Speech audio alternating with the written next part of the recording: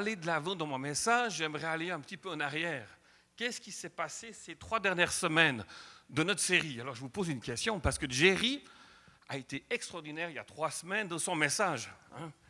Il nous a dit avec passion que Jésus est une des vérités qui existent sur terre. Il nous a dit qu'il est un des chemins à choisir. Ça se réveille. Michael nous a aussi enseigné il y a 2 semaines que Jésus est une des portes pour trouver le salut. Je constate que vous n'êtes pas d'accord. Soit vous êtes bien réveillé, soit vous êtes attentif. Puis je crois que c'est plutôt ça. Vous avez raison, ces petits noms étaient timides, mais je vous encourage de dire non, Jésus n'est pas un des chemins. Ce que je viens de vous dire, en fait, c'est tout faux. Effacez mon introduction. Jésus est la vérité. Jésus est le chemin. Jésus est la porte. Jésus est le pain. Ce qui veut dire que Jésus, ce qu'il dit, ce n'est pas gris. Ça ne nous arrange pas. Non, il nous appelle à un choix. Jésus n'est pas en train de dire, comme la chanson de Michel Polnareff, nous irons tous au paradis. Ce n'est pas ça que Jésus enseigne. Jésus est radical. Puis sa radicalité, elle choque, elle dérange. Ouais, mais Laurent, tu sais, moi je ne suis pas si mal. Je me comporte bien, puis j'aime ma femme depuis longtemps, puis ça, c'est pas mal, non? Puis j'éduque mes enfants, puis je ne dis pas trop de bêtises, puis mon patron, je le respecte assez bien. Non. Jésus est radical. Ça dérange. Mais en même temps que ça dérange, ça offre un espoir extraordinaire à tous ceux qui cherchent un sens à leur vie. Si Jésus dit « Je suis le chemin », c'est « Ah, il y a quelque chose que je n'ai pas trouvé. Il y a quelque chose qui me met en route, il y a quelque chose qui m'invite à choisir, à m'approcher. » Mais c'est qui? Jésus. Jéry l'a bien dit. Jésus nous encourage de fonder notre existence sur celui qui est vrai.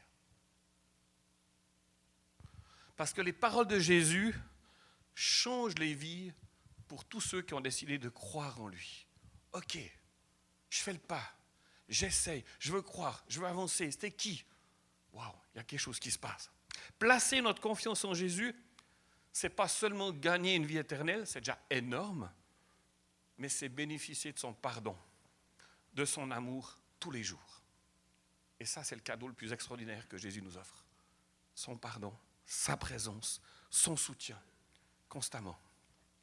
Alors aujourd'hui, on continue notre série, puis Véronique l'a introduit dans ses chants. Vous avez peut-être lu le courriel de Luc ce matin. Je vais vous parler de lumière. Je suis la lumière, a dit Jésus. Mais avant de parler un peu plus de Jésus, je vais vous donner 2-3 petits exemples d'une phrase, une citation de C.S. Lewis qui a dit « Je crois en Dieu comme je crois que le soleil s'est levé. Non pas parce que je peux le voir, mais parce qu'à travers lui, je peux voir tout le reste. » Dieu nous invite ce matin à nous réfugier derrière lui, puisqu'il est la lumière, il voit tout. Je veux dire, ok, tu vois tout, donc je veux voir comme toi tu vois, je veux être vu comme toi tu vois, je veux te mettre ma confiance en toi.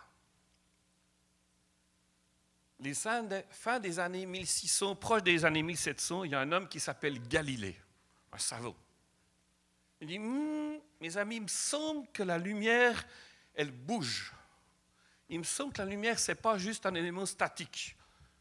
Il faut qu'on fasse des recherches. J'aimerais calculer la vitesse de la lumière. Alors, il a une bonne idée. Il appelle un de ses collègues de travail à Florence. Il lui dit, écoute, monte sur cette montagne avec cette horloge que j'ai fabriquée. Alors, l'horloge, il y a un feu sous l'horloge, il y a une sorte de lumière que j'ai mis. Puis le moment où tu vas enlever la couverture, la lumière va partir. Puis moi, je serai de l'autre côté de la montagne avec une horloge, puis je vais calculer combien de temps la lumière va venir jusque vers moi pour m'éclairer.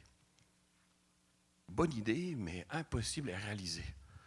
Parce qu'il ne savait pas que la vitesse va à 300 000 km/s. En fait, En une seconde, la lumière a déjà fait 7 fois et demi le tour de la Terre. En une minute, elle fait 660 fois environ le tour de la Terre. Donc tout ce que j'ai déjà dit, vous avez peut-être déjà le tourné. La lumière avance vite. Très, très vite.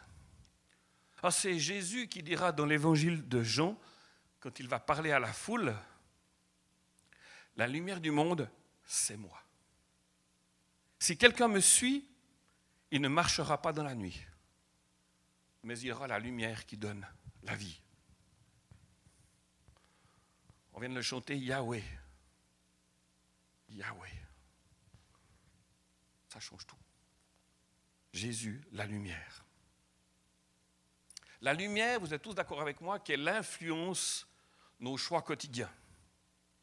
La lumière nous donne une qualité de vie. Mais du temps de Jésus, il n'y avait pas d'électricité, il n'y avait pas d'interrupteur on. Pas d'électricité, pas de lampe, c'était souvent du feu. La lumière donc venait du soleil, mais du feu. Puis au temps de Jésus, quand il y avait du feu, comme aujourd'hui, ça éclaire, ça réchauffe, ça rassemble, ça permet la communion. Un feu de camp, tout le monde vient, ça fait du bien. Mais la lumière aussi, elle fait fuir les prédateurs. Donc, elle est importante. Peut-être certains d'entre vous ont été privés d'électricité ces derniers jours. Quand la lumière réapparaît, on est content. Ouf, on a marre d'être dans la nuit. Il y a même certaines personnes qui ont dit, avant de mourir, ont vu une lumière au bout du tunnel. Donc, lumière, ça apporte quelque chose. Mais qu'est-ce que Jésus veut nous dire quand il dit qu'il est la lumière du monde? Comment cette lumière, comment Jésus, la lumière du monde, peut-il intervenir dans nos vies? Qu'est-ce qu'il nous apporte en fait? C'est quoi cette lumière qui nous rejoint? La lumière du monde, c'est moi. Si quelqu'un me suit, il ne marchera pas dans la nuit, mais il aura la lumière qui donne la vie. Donc suivre Jésus, c'est 2 conséquences. Nous ne marcherons pas dans la nuit, et nous avons en nous la lumière qui donne la vie. Donc voir clair, ça évite les chutes, les mauvaises surprises, mais avoir la lumière en nous, c'est une invitation de passer au suivant. C'est ce que Jésus dira, vous êtes la lumière du monde. Hier soir, j'ai eu la chance, ou le cadeau, le privilège, ou la responsabilité plutôt, de faire des funérailles d'une grand-maman d'une femme qui est en prison. Elle a pu être là avec moi, puis toute sa famille. Puis quand la grand-maman qui est morte était bien engagée, catholique, mais tout le reste, personne. Puis on m'a demandé de faire le Notre Père. Alors j'ai fait le Notre Père.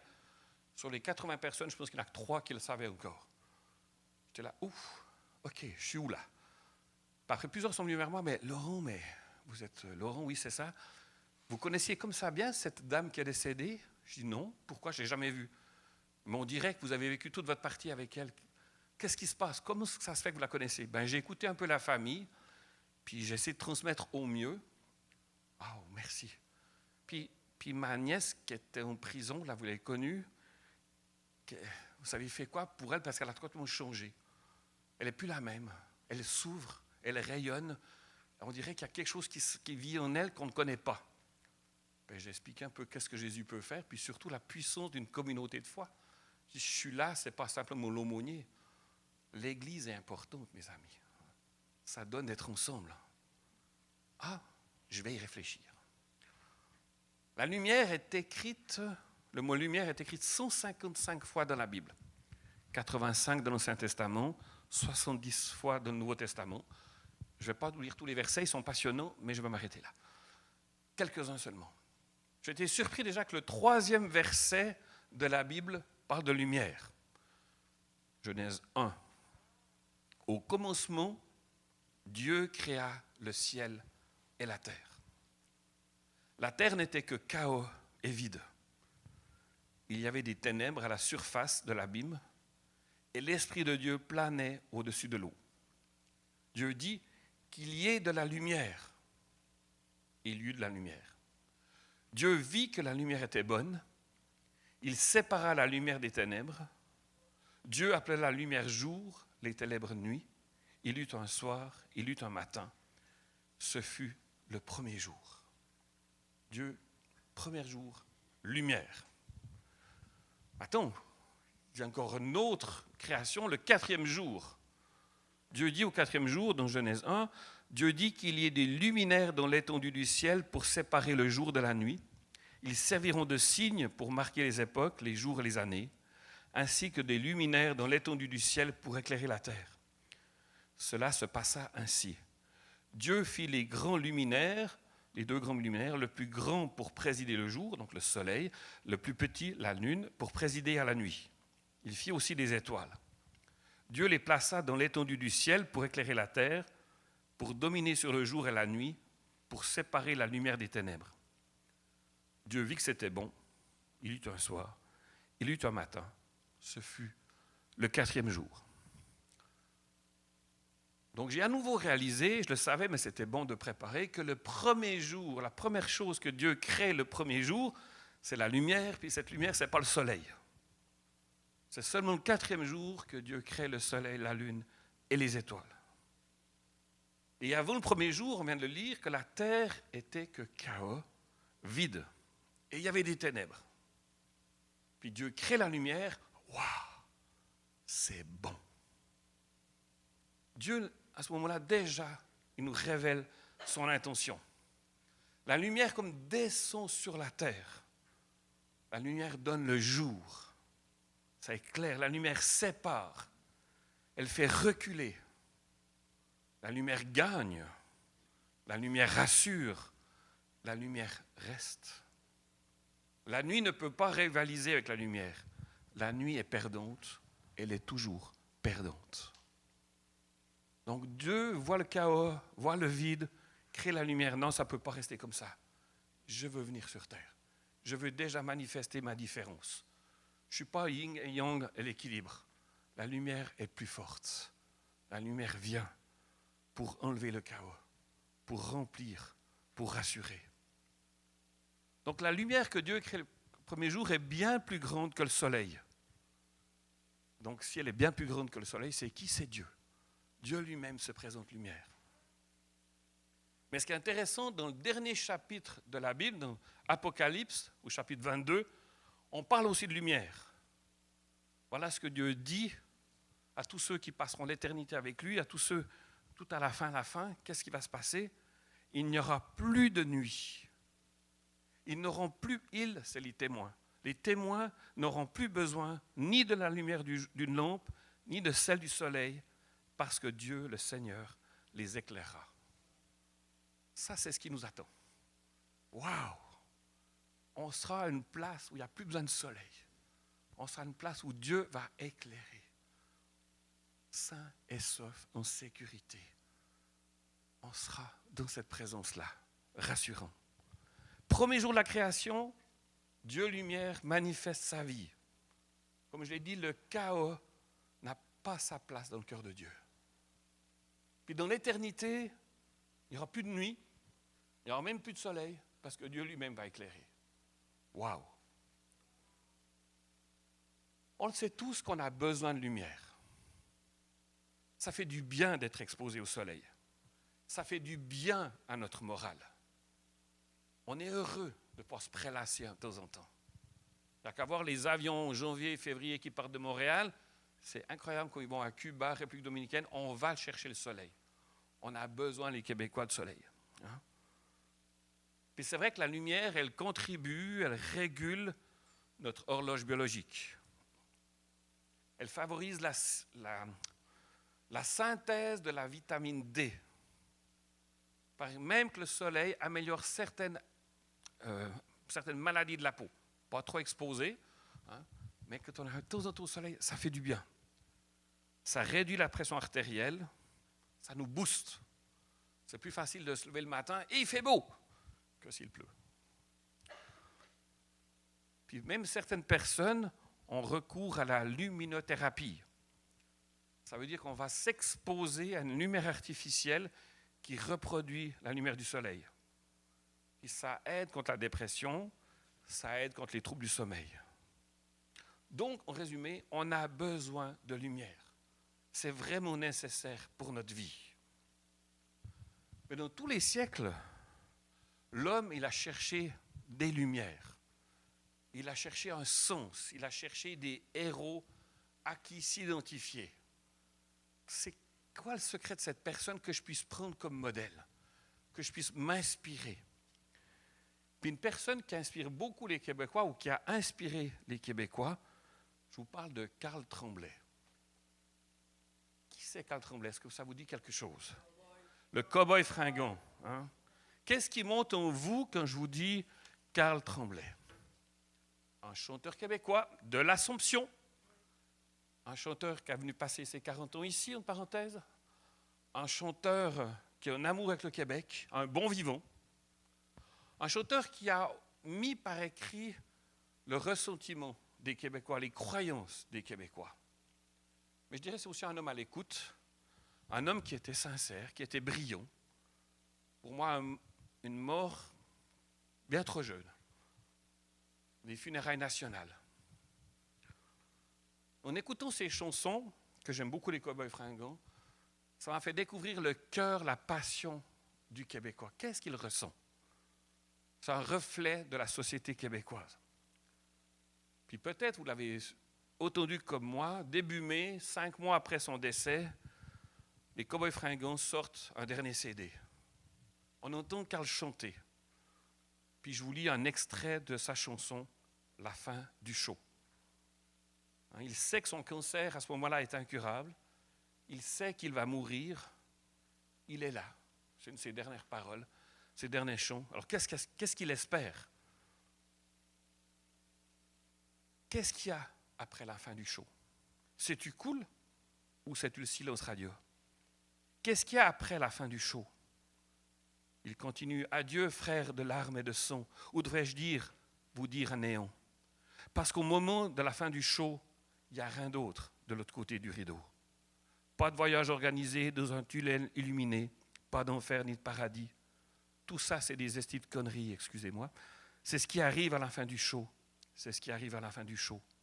Qu'elle soit extra ou ordinaire, chaque vie est finie de la même manière.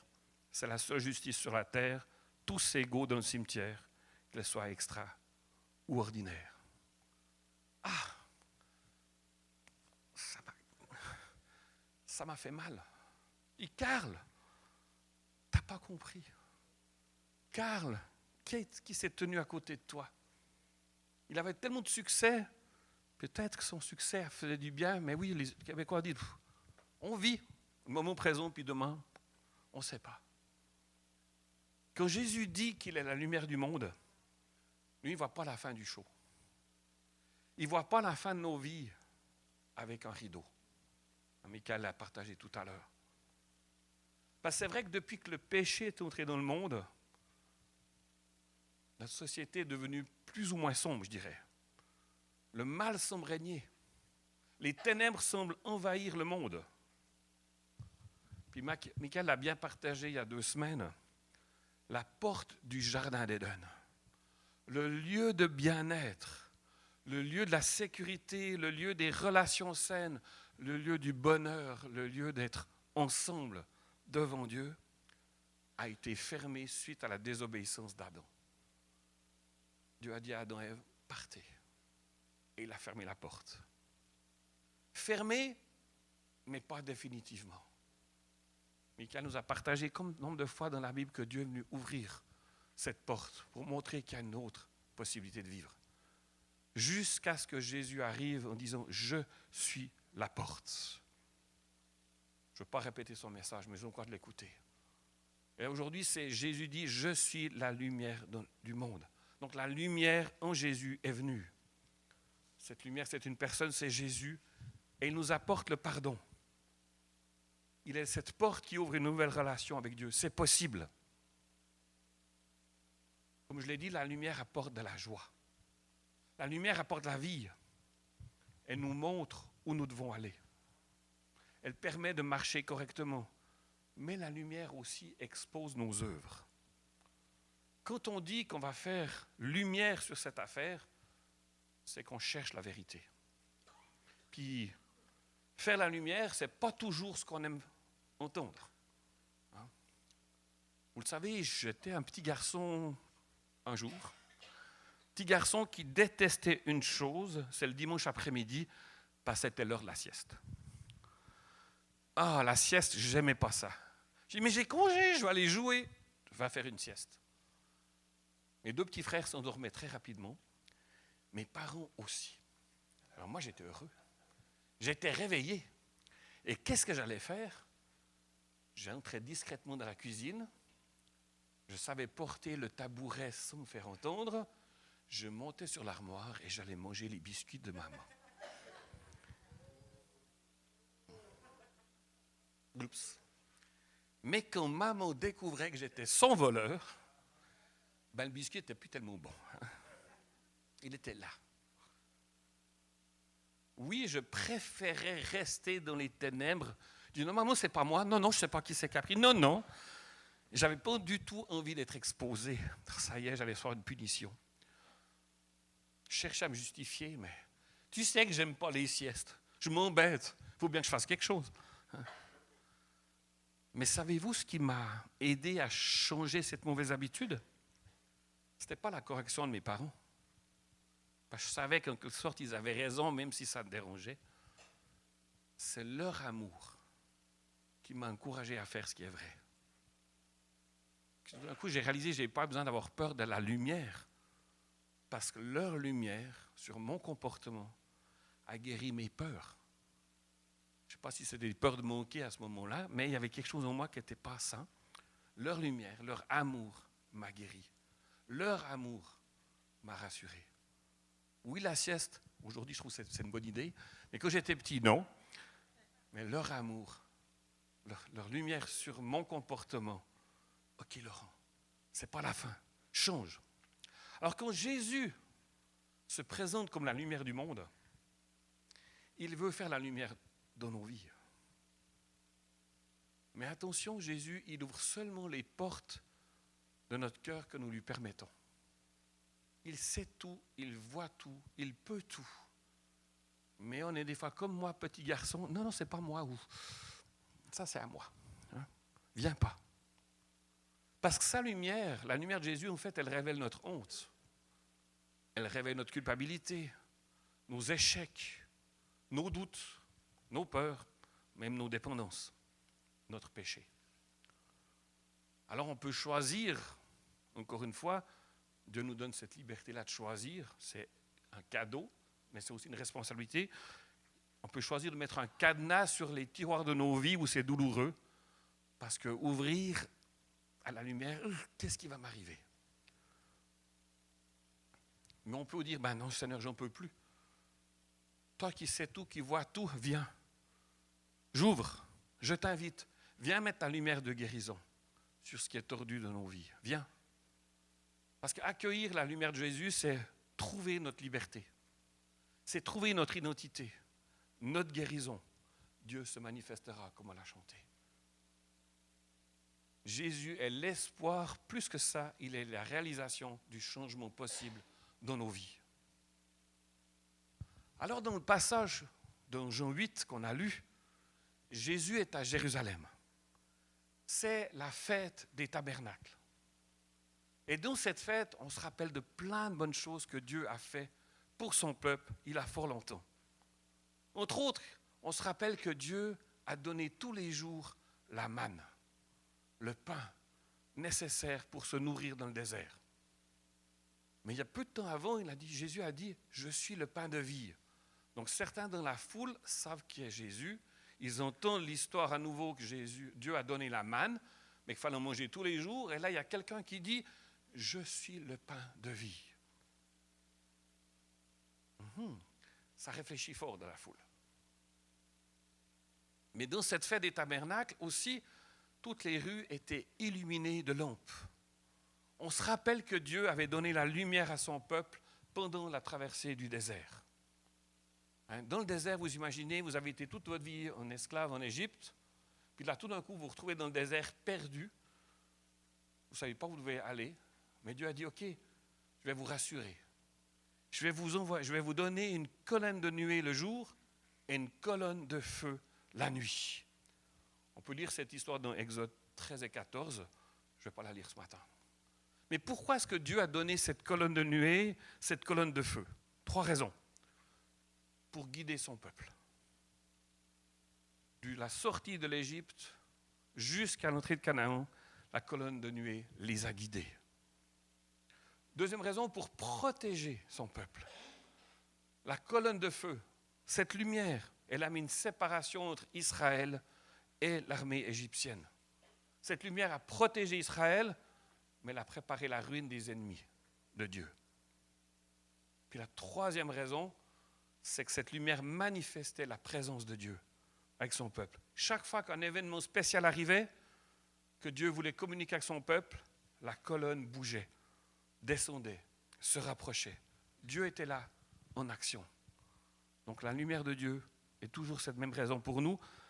Elle nous protège, elle nous guide, elle manifeste l'intention de Dieu d'entrer en relation avec nous. Comme je l'ai dit, donc, Jésus est dans cette foule à Jérusalem avec plein de pèlerins. Il est de plus en plus connu, de plus en plus aimé. Puis même la Bible nous dit que certaines personnes veulent le voir. Ils veulent savoir, mais c'est qui vraiment cet homme qui fait des miracles, qui nous interpelle, qui parle de Dieu? Donc certains disent que c'est un homme de bien, d'autres disent qu'il égare la multitude. Faites attention, c'est un danger. Il nous divise. Et même la Bible nous dit qu'il y a des gens qui n'osent pas dire leur avis parce qu'ils ont peur de la réaction des chefs juifs. Donc on est là dans cette foule, on voit Jésus, on est attiré, mais on n'ose pas trop, il y a quelque chose qui se passe, mais qu'est-ce qu'on fait? Puis ce matin-là, probablement un matin, il y a des cris dans la foule. Il y a des chefs religieux qui amènent une femme surprise en train de commettre un adultère au pied de Jésus. Ils la placent au milieu de la foule et vont dire à Jésus, « Maître, cette femme a été prise en flagrant délit d'adultère. Moïse, dans la loi, nous a ordonné de lapider de telles femmes. Et toi, que dis-tu » Donc, il y a les chefs religieux qui mettent la lumière sur Jésus, le spot. Toi qui sais tout, toi qui dis qu'il vient de Dieu, regarde cette femme, regarde ce qu'elle a fait. Si c'est vraiment ton Père Dieu, ben il a créé cette loi au travers de Moïse, on doit la lapider.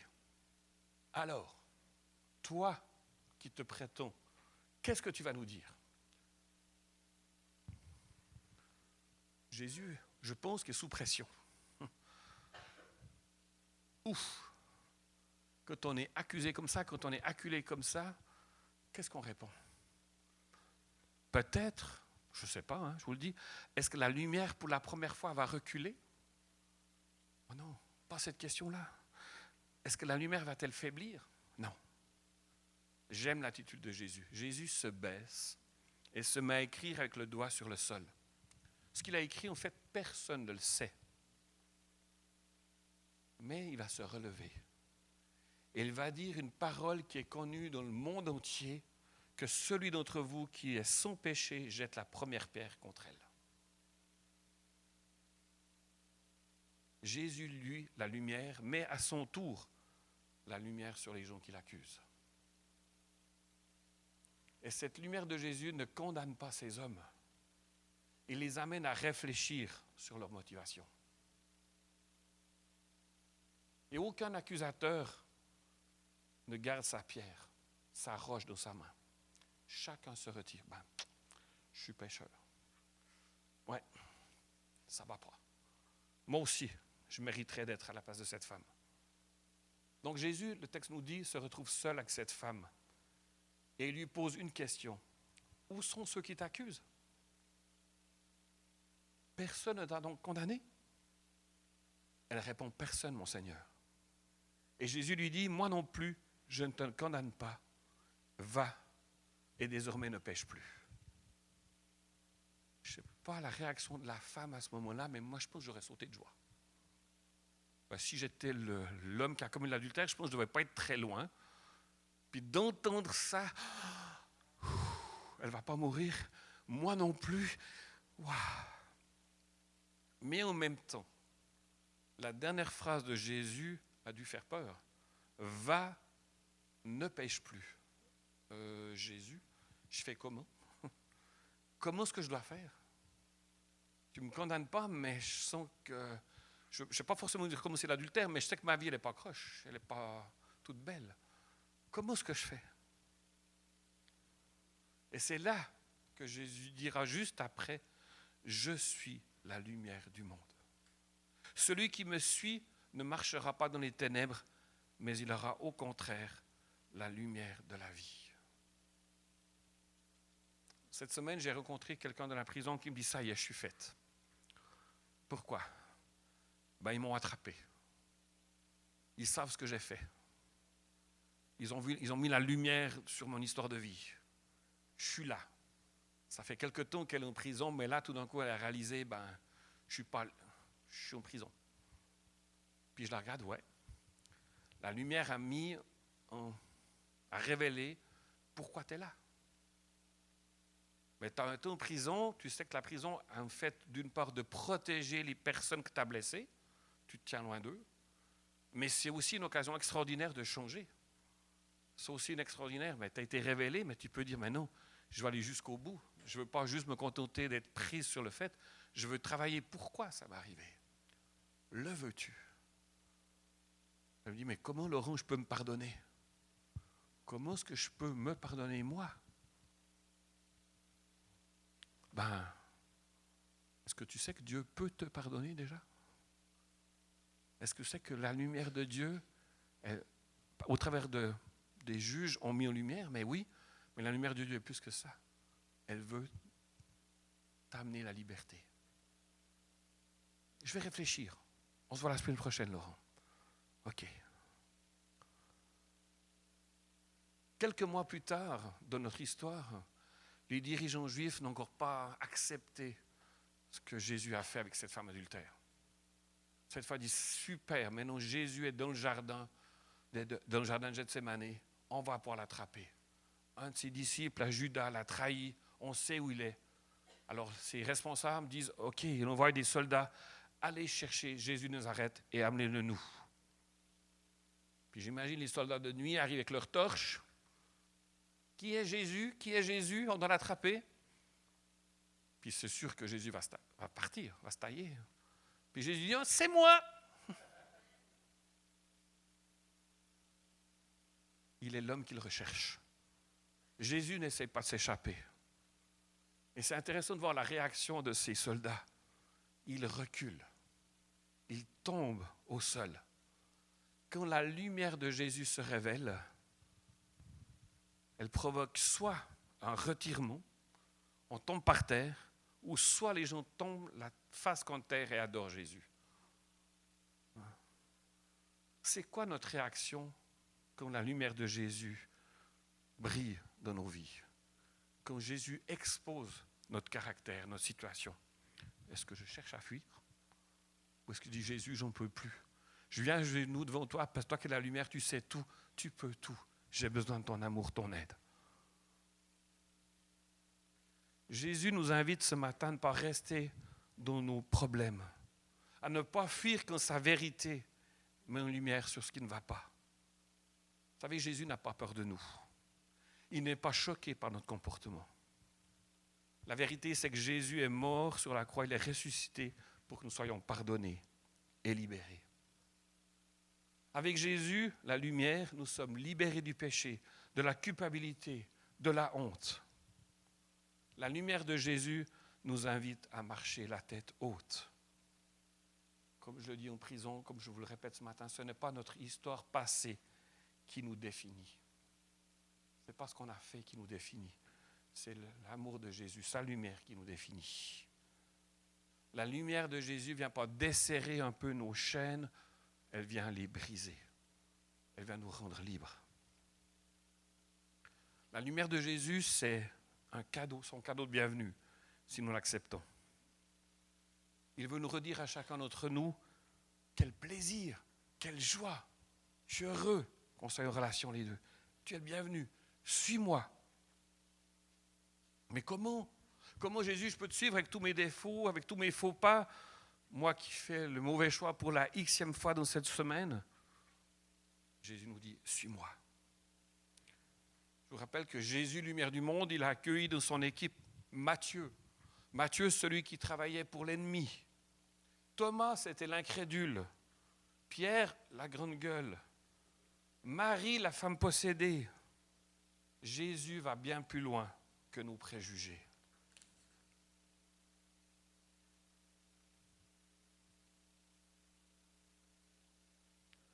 La lumière de Jésus révèle que nous sommes tous coupables. Mais les ténèbres ne sont pas notre raison d'être. Comme je l'ai dit dans l'introduction, nous avons besoin d'être éclairés pour avoir une bonne qualité de vie. La lumière, oui, apporte un jugement, mais elle n'apporte pas un fouet, elle apporte la vie. C'est ce que Jésus nous dit ce matin. Jésus nous invite peut-être pour certains d'entre nous pour la première fois à faire un 180 degrés. Il veut nous inviter à passer des ténèbres à la lumière. À donner notre vie à Jésus pour qu'on devienne à notre tour des enfants de lumière qui vont refléter sa lumière. Alors face à la lumière de Jésus, il y a une bonne réponse. Que veux-tu de moi, Jésus, ce matin? Que veux-tu de moi? Certains peut-être vont dire, je fais un 180 degrés. J'ai entendu parler de Jésus, mais ce matin je dis, ok, telle la lumière, j'ai besoin, j'en peux plus, j'en ai marre de me cacher, j'en ai marre de me réfugier dans mes faux semblants, dans mes fausses excuses. J'en ai marre d'être une victime, je m'assume et je viens vers toi, Jésus, éclaire-moi. D'autres, pour faire du pouce, à ce qu'a dit Michael dans les annonces, je veux que le monde sache que j'aime Jésus. Je veux me faire baptiser cet été. Je veux prendre l'engagement parce que je ne veux pas être tout seul comme chrétien. J'ai besoin d'une communauté qui m'accueille, qui m'aime et je veux grandir avec. D'autres vont peut-être dire ce matin, je te choisis de renouveler. Je choisis de renouveler ma confiance en toi. Toi qui es la lumière, elle me fait peur parce que je n'ai pas envie d'être pris. Mais c'est tellement rassurant de savoir que tu sais tout et je peux avancer. En effet, toute personne qui fait le mal déteste la lumière. Elle ne vient pas à la lumière pour éviter que ses actes soient dévoilés. Mais celui qui agit conformément à la vérité vient à la lumière afin qu'il soit évident pour ce qu'il a fait. Il l'a fait en Dieu. J'ai le choix de détester la lumière ou de dire ce matin, je viens. J'expose. Alors je vais bientôt terminer mon message. On va prendre la Sainte Seine ensemble. La lumière de Dieu était présente au début, tout au début, à la fondation du monde. La lumière de Dieu sera présente à la fin du monde. Comme je l'ai dit, la lumière de Jésus révèle nos hommes obscurs, nos peurs, nos fautes. On peut choisir de se cacher, oui, mais on ne sera pas libre. La lumière de Jésus met en marche sa guérison, sa restauration, son espoir, son pardon. Ce matin, nous sommes invités à avancer, à accueillir cette lumière du monde. Et Jésus a fait reculer les ténèbres en allant à la rencontre des gens. Il ne les a pas laissés coucher à terre dans leur lèpre, dans leur paralysie. Il s'est approché. C'est ça la lumière. Vous savez, cette semaine, pour être vrai, quand j'ai préparé ce message, plusieurs fois j'ai vu des moments, des flashs dans ma vie qui sont défilés. Oh, ce n'était pas toujours très beau. Je dis, Seigneur, prêcher la lumière, c'est d'abord accueillir ta lumière dans ma vie. Et ça m'a rendu beaucoup plus libre, beaucoup plus paisible, beaucoup plus heureux. Ce carton, j'ai un secret.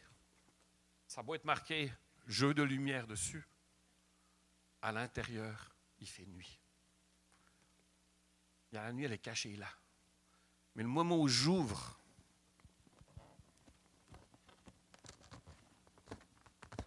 qu'est-ce qui se passe? On ouvre le carton. Je laisse la lumière entrer. La lumière, il y en a de moins en moins. C'est ce que Dieu veut faire avec nous ce matin. En prenant la Sainte Seine. Je ne veux pas être comme ce carton fermé. Je veux m'ouvrir. Je veux m'exposer. Alors avant de prendre la Sainte Seine, avant que je prie, je vais conclure par une citation d'une personne inconnue qui a dit « La lumière de Dieu m'entoure, la lumière de Dieu m'enveloppe, la puissance de Dieu me protège, l'Esprit de Dieu veille sur moi. Où que je sois, Dieu est. » C'est rassurant, n'est-ce pas? C'est ce que Dieu veut pour nous. Alors je vais prier, pareil, je vais vous inviter à prendre la scène. Puis c'est pour ça Jésus nous dit, vous êtes la lumière du monde. C'est que quand on accueille sa lumière, il se passe quelque chose en nous de miraculeux. Non seulement on est libre, mais ça nous donne de pouvoir partager, de pouvoir témoigner, de pouvoir raconter que la lumière est forte, que la lumière est encourageante, consolante. Alors merci Sylvain de jouer de la musique. Je vais prier. Puis je vous invite à prendre la Sainte Seine. Puis après, si vous avez à me dire, écoute Laurent, prenez votre voisin, votre voisine.